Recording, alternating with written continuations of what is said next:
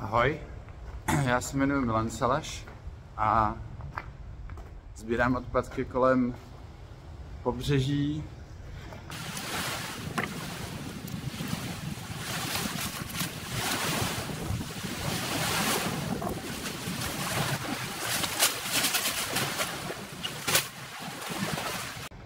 A případně řek, který na pobřeží ústějí. Soustředím se hlavně na plasty a to z toho důvodu, že cokoliv se dostane do vody, tak už odsaď nikdo nedostane.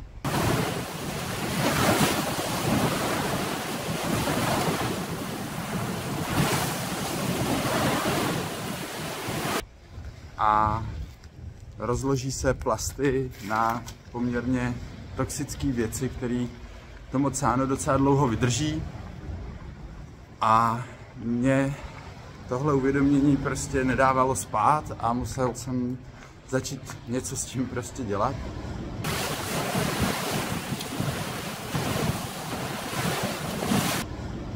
Pročetl jsem si spoustu všelijakých možných projektů, který se o něco podobného snaží.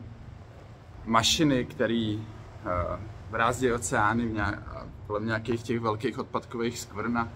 Ty to nějak nasávají. Četl jsem o zajímavém nějakém projektu v Estonsku, kde potápěči z lodě prostě vytahují staré sítě a tak dál. A prostě dostat to z té vody už je úplně šíleně náročný. Nechci se mi pouštět do žádného takového projektu, protože všude kolem sebe vidím, zvlášť tady ve Španělsku, úplně neskutečně bordela, který žádná technologie v současné době nevyzbírá. Jediný způsob, jak to se zbavit těch odpadků, které jsou všude na pobřeží, v řekách, no jsou úplně všude, ale na těch pobřežích a v korytech řek je to vlastně priorita, protože tam hrozí největší riziko toho, že při prvním dešti, bouřce, větru velkým to skončí prostě v té vodě. Takže není alternativa, než to vyzbírat rukama, respektive je nechat to tam a zase trochu přisypat do toho oceánu. Rozumím tomu, že jsou argumenty, podívej se prostě na Asii, co tam se děje, kolik tam toho sypou. Děje, no, mě to štve, děje se to, ale jako já na tohle prostě nemám vliv.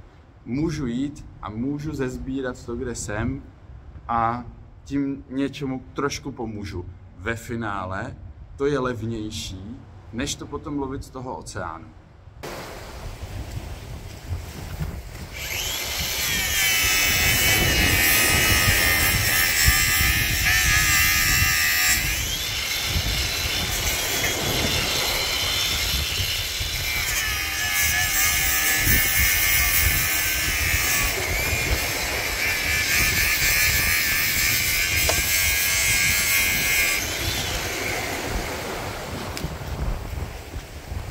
Já zhruba za hodinu práce nazbírám, no jak kdy, 1, 2, 3 pytle, když je někde ložisko, tak člověk nazbírá prostě toho hodně.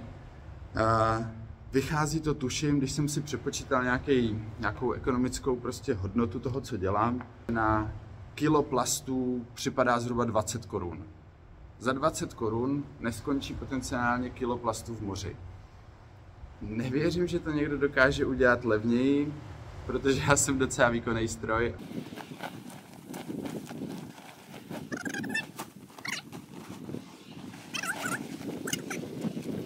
Jde mi o to, že mě tohleto hrozně pomohlo z takových těch negativních představ o světě a o tom, jak šíleně to tady zaneřáďujeme. Protože člověk se prostě potom utápí v té bezmoci nebo jakýsi beznaděje. Já jsem si v tom našel cestu a myslím si, že to je cesta pro ty, kteří měli nebo mají prostě podobný problém. Prostě jít, sesbírat primárně bordel okolo svého města, kolem řek, aby si to prostě v té vodě nerozpadalo, nerozpouštělo. Odlifrovat, jako samozřejmě ideálně to roztřídit, ale upřímně jako tady ve Španělsku se téměř nic netřídí, všechno jde do spalovny. Takže jako abych já tady zase vyzabíjel prostě třeba hodinu navíc na to, abych to vytřídil a stejně to oni hodí, to je blbost, prostě jedu to v podstatě šmahem. Jo, když mám nějaký jako fakt ložisko, kde jsou velký kusy plastu, hodně petek, tak to jako vyseparuju, to pak má smysl a dovezu to prostě pak jako do konťáku na plasty a dovezu tam ten typ plastu, který má potenciál být recyklovaný. No skvělý, tohle fakt chceš mít takhle v autě, kde občas chrápeš. Super. Moc dobrý to, moc. Samozřejmě dá se najít spoustu jiných metod řešení situace, jak zlepšit prostě, nebo aspoň o trochu méně zhoršovat ekologické podmínky na Zemi. Mně dává smysl tohle, baví mě to, rád to dělám. Můžete mě v tom podpořit, v zásadě platí, že za nějakou vaši 100 teda nebude 5 kilo plastu v oceánu. Z nejvíc bordelotvorných věcí, které ve Španělsku jsou, hele, nemám na to statistiku, je to jenom prostě moje zkušenost, můj názor, tak jak to vidím tady, tak jsou odpady ze zemědělství, což jsou tyhle ty černé folie, které se tady používají úplně všude, na každém poli to je a vlastně zabraňuje to vypařování půdy a nějak to zefektivňuje hospodaření s vodou, jenže potom prostě ty rostliny tím prorostou a pak se toho jako ty farmáři prostě nezbaví. No. Navíc se často stane, že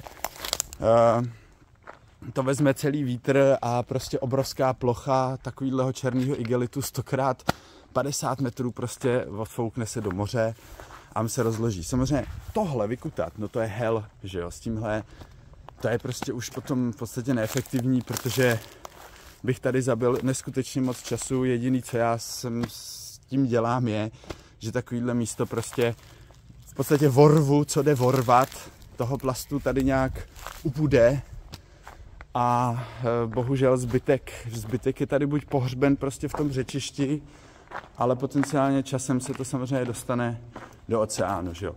Pak jsou tady jako samozřejmě silnice, která je tamhle kousek, tak z té je úplně taky neskutečně moc odpadu, ale tohle je vlastně jako dost systémový problém, prostě, který teda já vůbec nevím, jak jako tady řešit a ani se o to nepokouším, to prostě na to nemám mentální potenciál.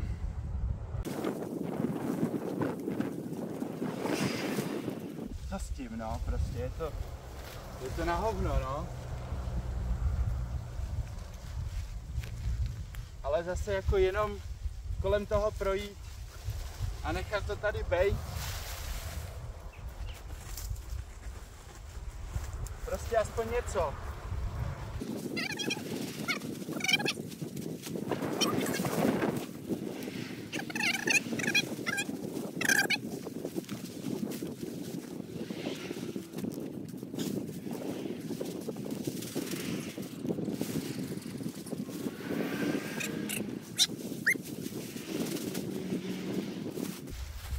No jasně, že když si člověk představí, kolik toho prostě všude je, tak je to úplně skoro dost nesmyslný, co dělám, nebo jako má to úplně zanedbatelný vliv. No ale prostě jiná cesta podle mě není. Jako prostě my to vysbírat musíme. A já myslím, že já tímhle vlastně chci ukázat tu cenu za to. Protože prostě někdo musí jít, musí to udělat, ten člověk musí žrat, nějak žít, že jo? Takže ano, ono je hezký to dělat třeba ve volném čase a je skvělý, když jdete na procházce a něco seberete, ale pokud to člověk jako fakt chce dělat nějak víc, tak prostě musí jít, nachystat se na to, obětovat docela dost času a vyčistí prostě relativně malý kousek země koule, na druhou stranu asi 8 miliard, tak co jiného můžu dělat? Ještě můžu blbě pindat, tak to mě nějaký přestalo bavit, no. A jako, že jo, prostě já v zásadě cílím na lidi, kteří si tenhle problém uvědomujou a teď máte třeba prostě dobře placenou práci, která vás baví a úplně jako nechcete potom ve svém volném čase jít na 3 hodiny sbírat bordel, ale protože pro vás bude ekonomičtější prostě jít do práce a nějaký šušeň poslat někomu, jako jsem já. A tak prostě funguje, tak funguje trh. Vy vyjádříte těma penězma vyjádříte hodnotu té práce Myslím si, že to je Římský most. Před nějakým měsícem jsem si o něm četl. Bude to skoro, nebo kolem 2000 let stáří a člověk kolem něj a pod ním nenajde odpadky ze starověkého Říma. No a řešení tohohle problému, celý ten kauzální řetězec vlastně začíná od toho, že si tu realitu uvědomíme a přiznáme, jaká je. A pak k tomu prostě se musíme nějak postavit a ty jo, někdy mě teda mrzí, třeba teď, a dám jim čas, že vlastně odpadky se stávají pro spoustu zvířat domovem. Tak celou tuhle kolonii stínek opatrně to prostě vezmu a oni si najdou snad jiný domov, no. A samozřejmě já na své počínání mám taky nějakou už zpětnou vazbu, že jo. Takže hodně slyším takové dva argumenty. První je, že teda mám prostě tohle primárně, nebo ne primárně, já nevím, ale že mám prostě tohle řešit s místní obcí třeba a zkoušet na to sehnat dotace a vlastně, aby to pořešil stát. Jenže já s tím mám trochu problém, protože hele, jako za prvé, já nechci běhat po úřadech, abych dostal povolení na to, abych šel tady sbírat odpadky. Nechci prostě sedět u papírování, vyplňovat prostě nějaký dotační titul, zkoušet to tam napasovat. Že já pak reálně zabiju čas na tyhle věci a těch odpadků ubude míň. No ale já bych už neměl pindat a měl bych radši sbírat odpadky.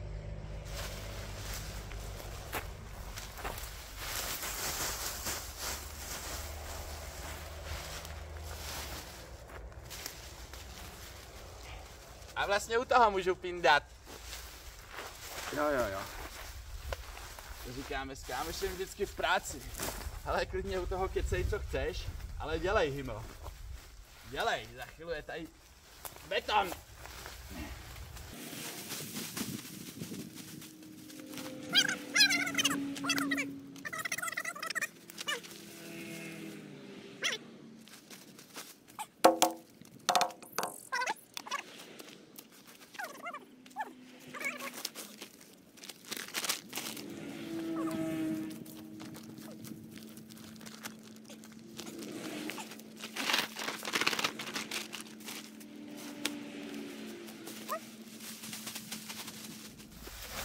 Jasně no, taky můžu prostě tady jít s transparentem po silnici, běhat tady, řvát prostě kolem sebe, zkoušet to politicky ovlivnit, cokoliv, nevím, točit o tom videa, že vlastně to, co tady se děje ve Španělsku, že tohle končí prostě tady, je problém a udělejte s tím něco. No tak je to problém, udělejte s tím něco, no.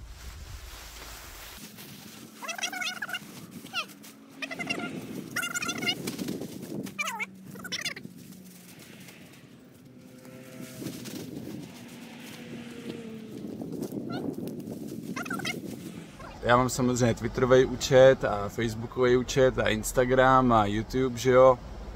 A jako v podstatě jsem vytěžil pár kaček jenom z Facebooku, kde to lidem, kteří mě znají a věří mi to vlastně, tak z toho jsem dostal nějaký kačky, ale já samozřejmě vím, že potřebuju v podstatě vyšší stovky přispěvatelů, protože mě jakoby dává smysl to, že si prostě někdo z kanclu, nebo nemusí z kanclu, ale někdo, kdo tohle, co dělám, sám dělat nechce, ale považuje to za dobrý, tak prostě pošle 50, 100 prostě měsíčně, ideálně jako trvalou platbu, takže já s tím potom prostě můžu nějak počítat, že jo.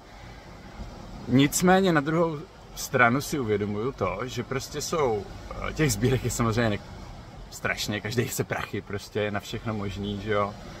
Ale já třeba svoji činnost za prioritní vlastně nepovažuji, takže pokud by třeba příspěvek pro mě měl být na úkor podpory Ukrajiny, tak já ho vlastně nechci, ten příspěvek, nebo to nechci tím ubrat prostě tady na něco, co je z mýho pohledu prostě obrovská hrozba ze strany Ruska a je mnohem aktuálnější, než to, že si vlastně zasvíníme planetu.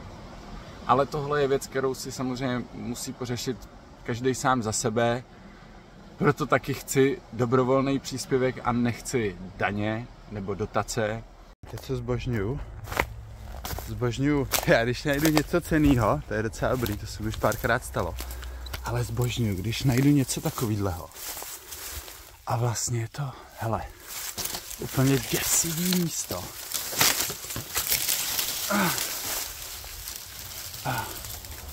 Hele, tohle je prostě nějaká stará studna pod tady Římským mostem a já nevím proč, ale mě tyhle místa prostě děsej.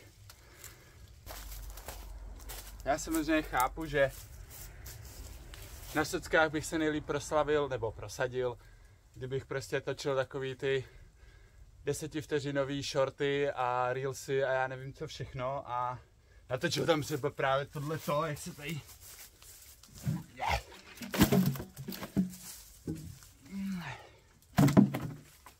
Hele, nevím, nechce se mi to takhle dělat ze začátku. Prostě chci mít za sebou vyargumentovaný a zdůvodněný a s nějakou důvěrou a důkazama odprezentovaný, co dělám.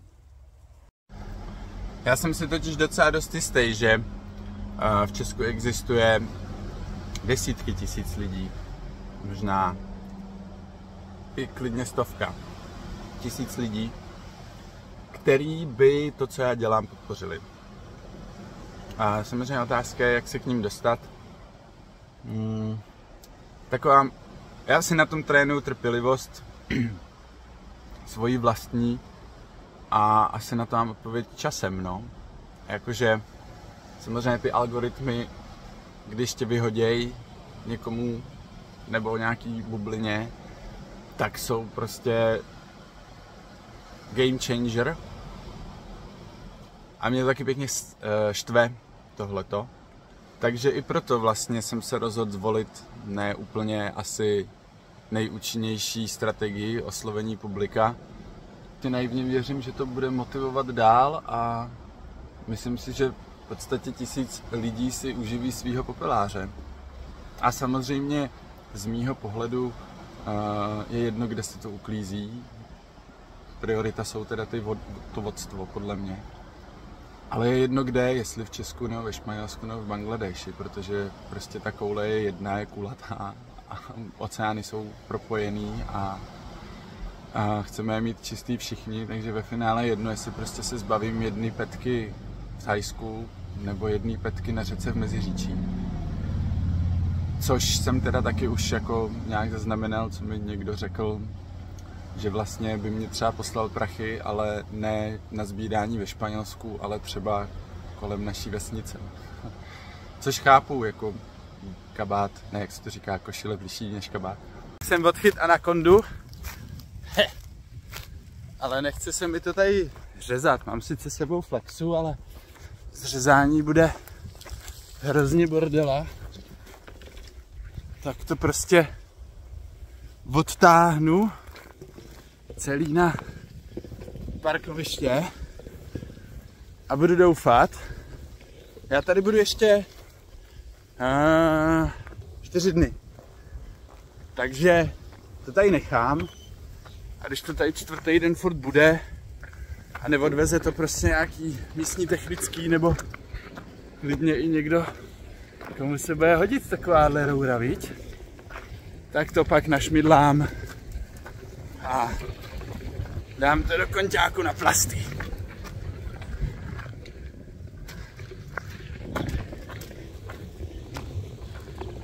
Musím to asi odtáhnout tak, aby to bylo vidět z té silnice. A oni tady fakt jezdějí, že jo?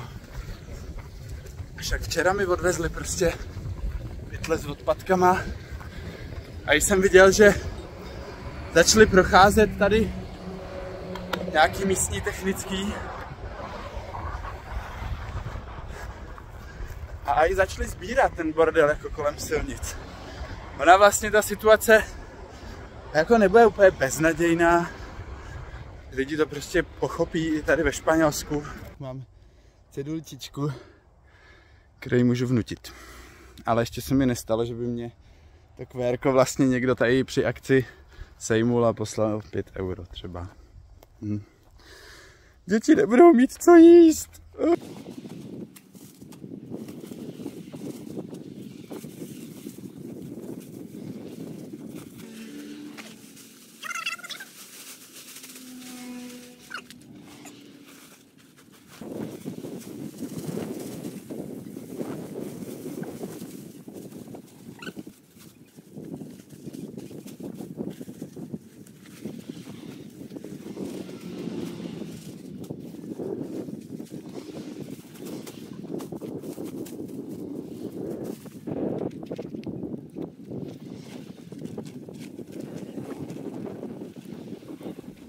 Chtěl by to někoho, kdo by mi podržel pytel, uzel, na pytli.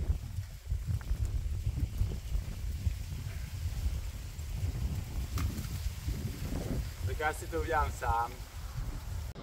Já jsem měl hrozně dlouho jako takový sen, že se mi podaří vymyslet webovky, jejíž jako provoz nebo prostě mě uživí. A osvobodím se a budu fakt moc být úplnej nomád a cestovat si po světě. Ale nějak jsem si strašně dlouho nedokázal spojit to, že vlastně já nesnáším sezení u kompu. A furt mě to jako nedocházelo, proč mi to vlastně nejde. A až jako nedávno jsem to pochopil. Pak jsem jako, docela mě baví psát povídky a takovýhle věci, že to kouknout na blogu. Ale tím se člověk fakt neuživí. A pak přišel tenhle nápad, no.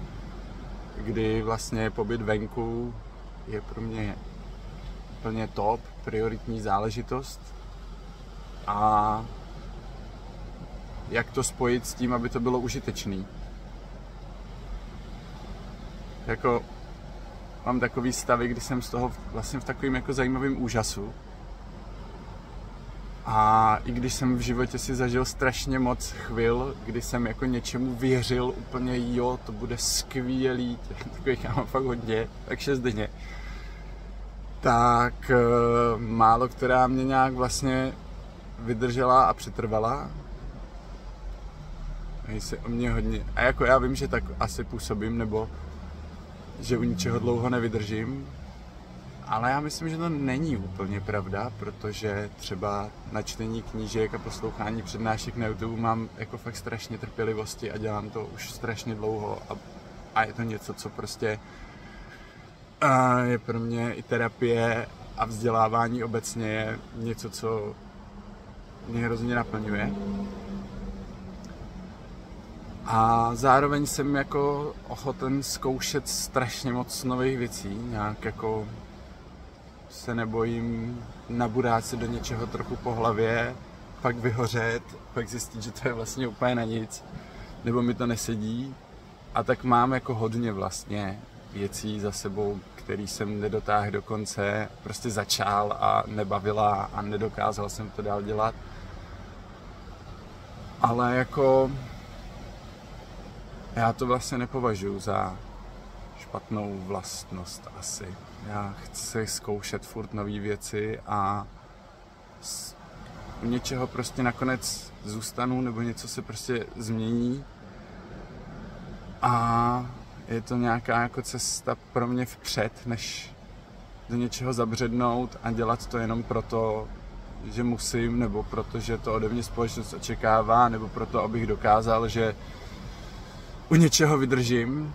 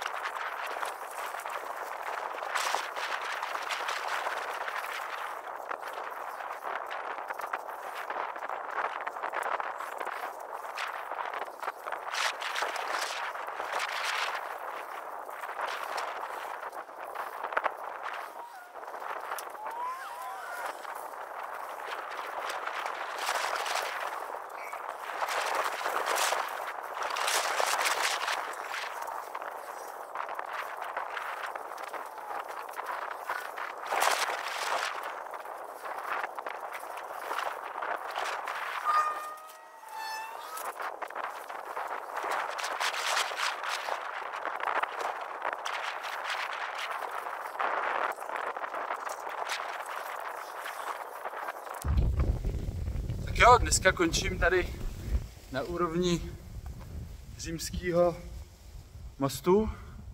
Ještě musím tohle odtahat k autu a těch pytlíků, že ještě tamhle mám pytel velký a tamhle mám pytle a po cestě je ještě pár. Mám nějaký barely. A víte, co jsem si říkal, že by bylo super? Dostat se s tím do televize.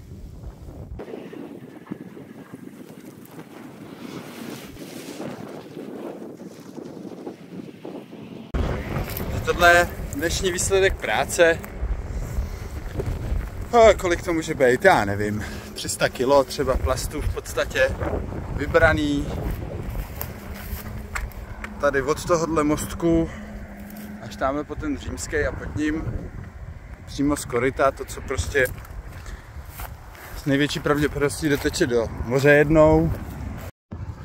A teď jsem si uvědomil, že jestli vlastně jste třeba nějaká firma, tak když něco pošlete, já vám normálně můžu vystavit fakturu za zlepšení životního prostředí. To se hodí, ne? Do účetnictví taková věc. A nebo, ještě mě napadlo, já se za měsíc vracím do Česka, takže pokud jste podnikatel, bohatý, a máte nějaký srdcový místo, nebo místo, kde vás sede, že je prostě bordel, tak se domluvme. Vy to zafinancujete, já to vyzbírám. No ale jako nejsem úplně nadšenej, že si to cpu do svýho obytňáku, ale vozejk nemám a je to prostě neefektivnější, no, tak zametu.